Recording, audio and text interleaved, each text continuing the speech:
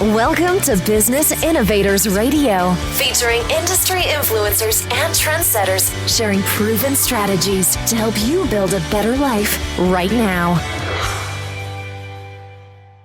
Hello and welcome to this episode of our show. This is your host, Keith Doherty.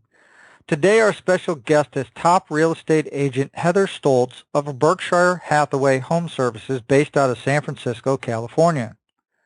Heather has been practicing real estate for 12 years in San Francisco, which is one of the fiercest real estate markets in the country. She has received numerous awards for her top sales performance and is a recipient of the Chairman's Circle, President's Circle, and Leading Edge Society. Through extensive goal setting and communication, she helps her clients identify and achieve their real estate dreams, and her honest approach to running her business results in big success for her clients.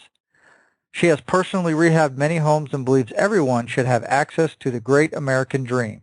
As such, she has partnered with industry leaders to give her clients a competitive edge. Heather is often found on the local San Francisco news stations KPIX 5 and KRON 4, discussing local real estate, and she has also been featured in Business Insider, SF Gate, The Daily News, Curbed, SF, and SocketSite. All right, with all that said, Heather, welcome to the show. Thanks for having me. I appreciate you inviting me to the show. Absolutely. We appreciate you taking time. And I guess, Heather, if we could get started for our listeners, what led you into real estate? Was it something that you knew you always wanted to do, or did you maybe stumble into it? I kind of stumbled into it, but I did always have an interest in architecture. I was raised by a contractor. But I was actually living in New York, working as a freelance architectural photographer, also off-Broadway designing sets and working in a bar.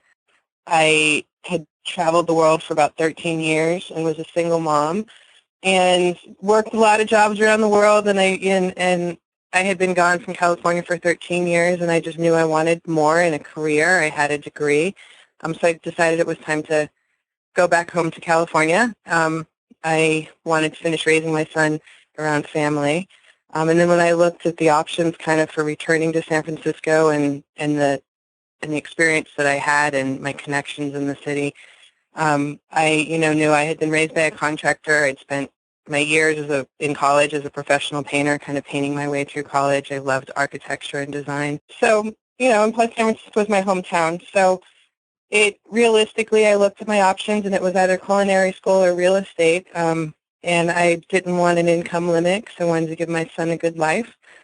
So I came back home, and I knew that it would take a thick skin and some strong negotiating skills, and it was a hard job to do. But with all my connections in the city, I thought I could do it. So I came back, and real estate it was, and it's just been going forward full-time since I started. It's fun. Excellent. And it's interesting. You said you were kind of raised in the general environment, because it seems like, real estate agent isn't one of those job titles where you ask a 6-year-old or an 8-year-old, hey, what do you want to be when you grow up? And not too many kids are going to be like, I want to be a real estate agent. And it's interesting because it's such a rewarding career as well as a lucrative one, as you know. But it doesn't tend to be top of mind like, oh, I want to be a police officer or a fireman or a doctor or things like that. No, it doesn't. I think that's why I actually painted my way through college, because I was raised by a contractor. My stepfather and my dad was a flooring guy in San Francisco. So, and all my summer jobs were literally spent painting and fixing things on houses in San Francisco, and then in college. And so, I think I was just around it. So the real estate part didn't scare me. Paperwork part didn't scare me either. It just felt like fun. Like I said, I'd been traveling the world a long time. I kind of single mom, below the poverty line type of a situation, and I just really knew how important having home was, and that I could just make it here. So I did, and it's that construction background, and definitely has proven to help. Do you think you could talk a little bit about some of the personal attributes, traits, or qualities that you think have most contributed to the success that you've had? I know how to be quiet and listen. I'm a really good observer, and I'm a very good negotiator. I know, I've been in the business long enough now where I really know how to mediate two parties to reach a successful end. We have a lot of different things going on in real estate, both with buyers and sellers, and if we have a buyer and we have a seller, sometimes there's disagreements, but it's about being able to really listen to both sides and finding the happy meeting place. And so I know I can help in that, and I do that. I've learned being non-judgmental, not being fearless in this business is really what brings success. I worked for the banks for a long time during the recession. I did a lot of their loss mitigation, a lot of the valuations for them. So I had a kind of during the recession, it was a pretty tough time in the country, and really literally walking up and knocking on people's doors and saying, hey, I'm here to help you. Let's figure this out. Really gave me a lot of thick skin and negotiation skills that I could use in real estate to help people. And a lot of those people did end up coming back and either selling with me or thanking me for helping save their home. You think you can maybe give us another example of when your traits have played a role in your path towards success? I don't ever give up. I don't write bad contracts, and I don't overpromise people. So, I really do what my clients can realistically do. I won't, even if they can afford to pay more, I won't let them. I've had a lot of interesting experiences with clients wanting to pay more and just really walking them through the process in terms of value. Have been in litigation and with clients from both sides of the table, and I really think that just sitting down and listening to the needs have, sometimes taken a year to reach a successful solution, but we figured it out. I think having the background that I have with the construction means that I can walk into homes with clients, and we're not going into contracts blind. We're going into contracts. I have experience. I've rehabbed homes myself. I know what I'm looking at. So when I walk through with the clients, we are definitely, I think, in a better position when we're structuring our contracts. And in San Francisco, we're a very competitive market. So it's not like somebody goes in and they're the only offer on the table. Typically we have 10, 15, 20, 40, 50 offers on any given property.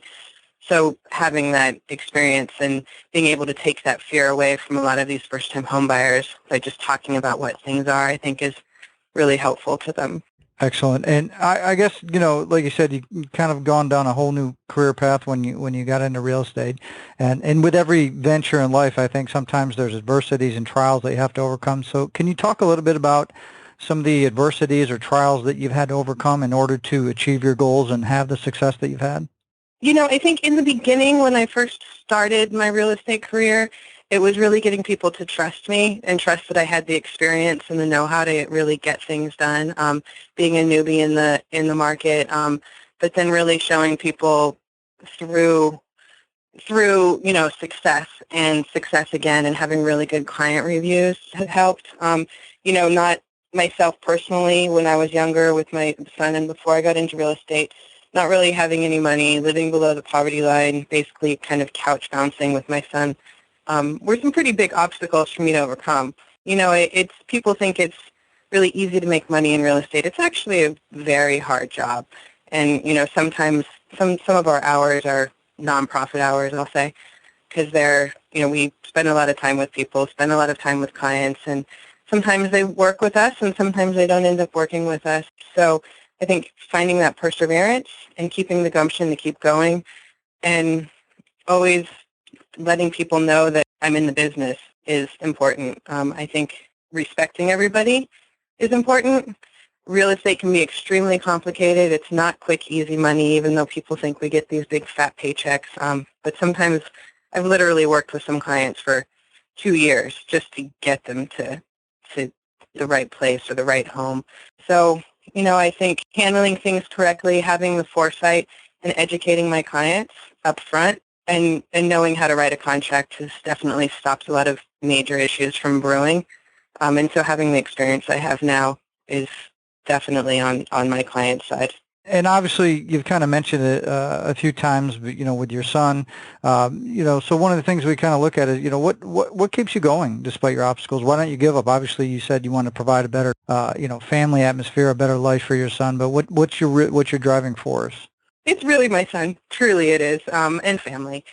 He's 19 now, so he's kind of out the door and on his own. He's in college. I'm very proud of him. He's kind of the most important gift that was given to me, and knowing that I've guided him and he can now he's in college. I can pay for it. I've managed to, really build a world for myself. I own real estate. I've done rehabs. I've traveled the world. I'm able to let my son travel the world, and he's becoming a great person because of it. So knowing that, we didn't become a statistic, and I can give him a world that he's going to be able to give to my grandkids down the road, I think that's why I keep going, to create a legacy for my family. And I guess kind of on top of that, looking forward a little bit, what's your vision for your career and your business over the next 5 years? Have a lot more clients, list a lot more houses. At the end of the day, typically I'm a real estate agent, and what we do is we bring in clients and we buy and sell homes. I'm working on growing my team currently, and I want to improve my client experience. So during my career, I actually partnered with a number of different startups, which are now some of the top industry websites and things out there, and I did start up with them when they were startup companies. So building those relationships, they've allowed me to have the latest and greatest tools for my clients and the best technology to serve my clients. So I think the biggest vision for my career is kind of growing a bigger team so that I can serve more people with and continue with the top technology that I do utilize. I guess kind of on top of that, what do you feel is the best way you market yourself as a real estate professional so you can have continual growth? Talking, continually letting people know that I'm here, answering questions, real estate related questions that people might have either online or offline. I do spend a lot of money on marketing, so being a premier agent via whatever the local advertising that works in your market is, continuing to open my doors and letting people know that I'm here to help and protect them through the process. But marketing is really a constant and repeated effort. So it's important to have a solid plan that works for my market and for my personality type. So, some people and I click immediately, and some people I'm like, you know what, we just are not the best fit. Let me refer you to somebody that I know will maybe have the better connection with them. So it's repeating that over and over again, repeating the marketing and being on the top of everybody's mind as the local industry expert. I think when it comes to real estate and real estate agents, a lot of times the market in general or people, consumers have a misconception or myth. They look at agents in a certain way. What do you think the biggest misconception or myth that people have about working with a real estate agent is? That our job is easy and that we make a lot of money for doing nothing, which is so not the truth. I spend a lot of nonprofit hours really helping people make their dreams come true. I work 24 hours a day, 7 days a week, realistically. I love my job because I get to help people and get to make sure that nobody's being taken advantage of. So in my particular business, I've really chosen, I put the client first. It's not about the next sale. It's about the client. Given my background, I really understand how important it is to have a stable roof over your head, and then also to be able to create an environment, because home is really where our families begin and where they end. So being able to help so many people have that, I just really feel honored that so many clients have asked me to help them and to build that foundation for themselves and their families. So, it really is not an easy job. Some of them are easy, but some of them they sure get complicated. So, we carry a lot of hats: attorney, even though we don't give legal advice, marriage counselor, parent counselor, contractor. We carry so many different hats, and we're expected to be there all the time, 24 hours a day, especially in today's world with technology the way it is. So I think that's the biggest misconception. We really do work very hard for our money if we're going to be successful at it. And I think a point there that you made that a lot of people that we've interviewed that have come on the show, and I think it's important to point out because it's a common denominator that keeps coming up, especially with successful agents like yourself. And you talked about serving and helping the customer find their needs and not focusing on the deal or the money so much, but focusing on the person and their needs. I think you even mentioned that you worked with somebody for almost 2 years before you were able to put them into a situation that was beneficial beneficial for them. So I think it's key to point out to everybody that it's not, don't focus on the money. Focus on the value you can provide to the end user, to the client, find out their needs and help them fill their needs. And the money is going to come as a byproduct from you serving and helping others with, finding, exactly what they need. Absolutely. I think the ethical duty that we have to our clients is so much more than the financial that comes along with it. And when you treat people with respect and ethics, they're going to tell their family and friends, and they're going to naturally just love you for helping them achieve their goals. And so I think that, that's really what it's about. It's really about helping people and being ethical about it. And the money just comes. That's just part of it. But it's definitely about that. Absolutely. So let's say you get a call from either a family member or a friend, and they're in another state, and they want to sell their home. So they're like, "Hey, let's call Heather. She'll be able to help us out." What advice would you give them about selecting an agent that can best serve their needs? Kind of like how you talk about taking care of your clients and your customers. Obviously, you could make some calls and check some things out. But in general, what general advice would you give them about selecting an agent? I tell them that I think it's really important to pick somebody that has a knowledge of the area, a good knowledge of the area, and that has strong negotiation skills and can prove it. So look for somebody that has a track record of success, and definitely look for an agent who has that client-first approach and has some great reviews. In today's market, if an agent doesn't have reviews or they can't provide them, there's something there. It's just part of the world these days. I mean, I go to the grocery store and I buy a loaf of bread, and next thing I know, I have 3 requests for reviews on how the grocery store handled it. So with our real estate agent, I think that there should definitely be good reviews out there. Definitely, the knowledge of the local market is important, and the negotiation is very important. And their skills when they come in and talk with you, I would say, interview the agent, get a good feel from them. And then of course, as an agent to agent, we always do referrals. I definitely have referred friends of mine that have been looking to buy in New York or other places I've lived around the country, that they just don't know what to do. And so I kind of do that quote unquote interview process, or I just know agents that are good fits for people. And if somebody's looking for, they need a real estate agent, and especially obviously in the San Francisco area, what's the best way they can find out more information about you and how you can help them? My website, propertyandsf.com, or they can just call me and talk. I'm pretty accessible. I do listen to voicemails when people call me. Funny, I know. But I do.